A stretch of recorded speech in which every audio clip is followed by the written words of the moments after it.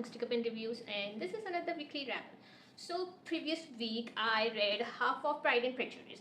So obviously last week I started with the another half, that was part 2 and 3, and which was the horrible proposal of Mr. Darcy, Elizabeth rejecting it, and then receiving his fabulous letter that changed her perspective.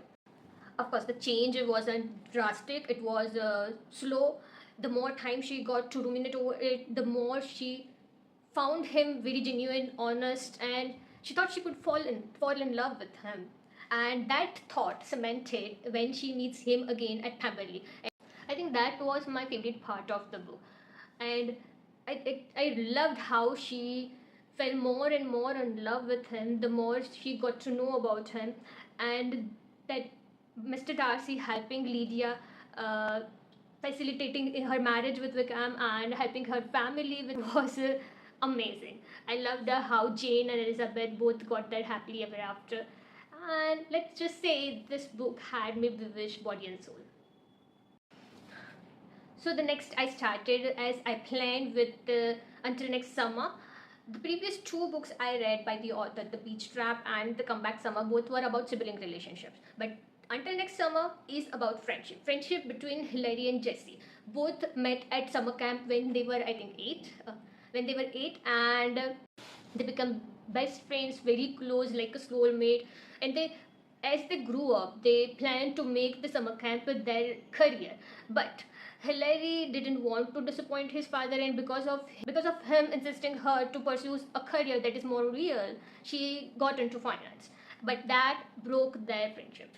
They did not talk about it, and they didn't contact with each other for next 10 years. Jessie, she followed her dream. She followed her passion. She became a counselor at the camp, then assistant director. And when the Valentines, the owner of the camp, Lola and Nathalie, who were like parents to her, when they died, she became the director of the camp, and she was running the camp for past 5 years. But now, Lola and Nathalien's son and daughter, Jack and Mary Valentines, wanted to settle their estate. And that means closing the summer camp. For Jessie, that was like world collapsing on her.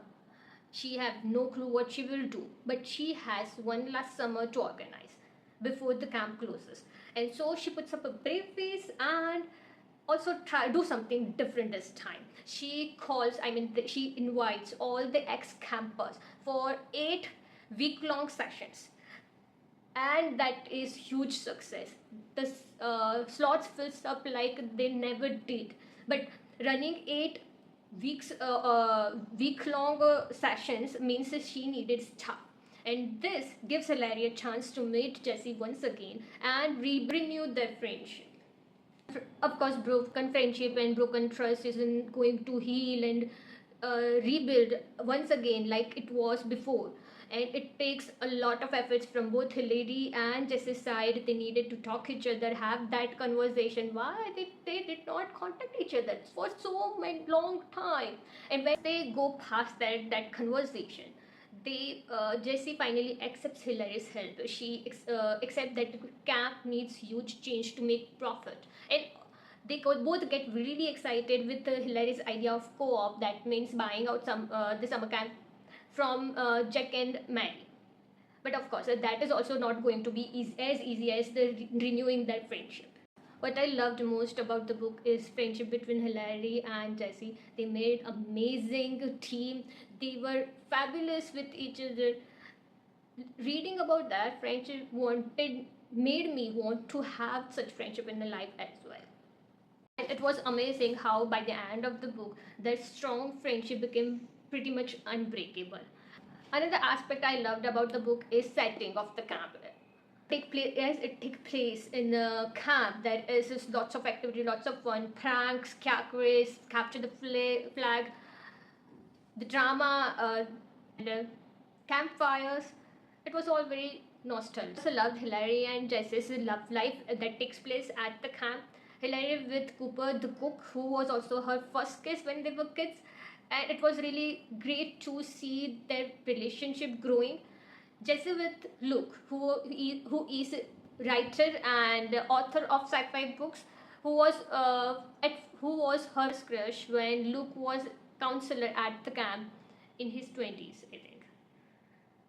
Like previous books by these authors, the romance aspect isn't really strong part of the book, but I also loved how that added layers to the story and also helped main character grow and add depth to their character as well and become their better version.